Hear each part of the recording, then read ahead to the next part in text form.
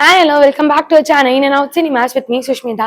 இன்னைக்கு நம்ம சேனல்ல ஒரு இன்ட்ரெஸ்டிங்கான எக்ஸைட்டிங்கான நியூஸ் தான் வந்திருக்கும். அது என்ன அப்டேட் தான் நீங்க யோசிக்கிறீங்க?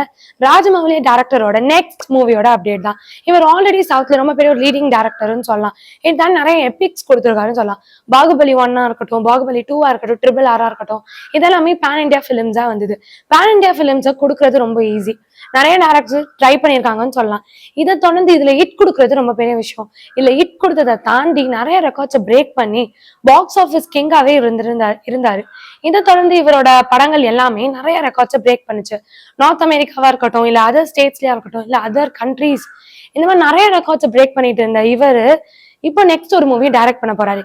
இது ஃபேன்ஸ் கிட்ட ரொம்ப பெரிய ஒரு எக்ஸ்பெக்டேஷன்ஸ் இருக்கு. இவர் எப்பயுமே ஒரு ஹிஸ்டரி சைடு இல்லைன்னா ஒரு கொஞ்சம் ஏஜ் பீரியடான ஒரு மூவிஸா எடுக்கிறதுனால இப்ப என்ன எடுக்க போறாரு, இந்த மாதிரி நிறைய கொஸ்டின்ஸ் இருக்கு. இதுக்கெல்லாம் பதில் சொல்ற மாதிரி அவர் இப்போ ஒரு அப்டேட் விட்டுருக்காரு. அது என்னன்னா, இவர் யாரை வச்சு படம் எடுக்க போறேன்னா மகேஷ் பாபுவும் பிருத்திவிராஜ் அவங்களையும் இணைச்சு ஒரு படம் எடுக்க போறாரு. இவங்க ரெண்டு பேருமே ரொம்ப பெரிய ஒரு லீடிங் ஆக்டர்ஸ்னே சொல்லலாம். சவுத்ல இவங்க ரெண்டு பேரும் தெரியாதவங்க யாரும் இருக்க மாட்டாரு. இவர் தெலுங்குல ரொம்ப பெரிய ஃபேமஸான ஒரு ஆக்டர், இவர் மலையாளம்ல. இவங்க ரெண்டு பேரும் இணைகிறாங்கன்னும் போது இது ரொம்ப பெரிய ஒரு காம்போவா இருக்கும். இதை பத்தி அவர்கிட்ட கேட்கும்போது இவங்க ரெண்டு பேரும் ஃபேஸ் ஆஃபா எடுக்க போறோம், இவங்க ரெண்டு பேரும் எதிர்க்க இருந்தா எப்படி இருக்கும் அப்படின்ற மாதிரியான ஒரு கதையா இருக்கும் அப்படின்னு சொல்லியிருக்காரு. ஆல்ரெடி பிரபாஸ் ராணா இவங்க ரெண்டு பேரும் ஃபேஸ் ஆஃப் வந்து பாகுபலி ரொம்ப பெரிய ஒரு ஹிட் ஆச்சு. அதை தொடர்ந்து ஜூனியர் என்டிஆர், ராம் சரண் இவங்க ரெண்டு பேரும் ஒன்னாதான் இருந்தாலும் ஒரு பர்டிகுலர் டைம்ல ஒரு ஃபேஸ் ஆஃப் இருந்த மாதிரி இருந்தது.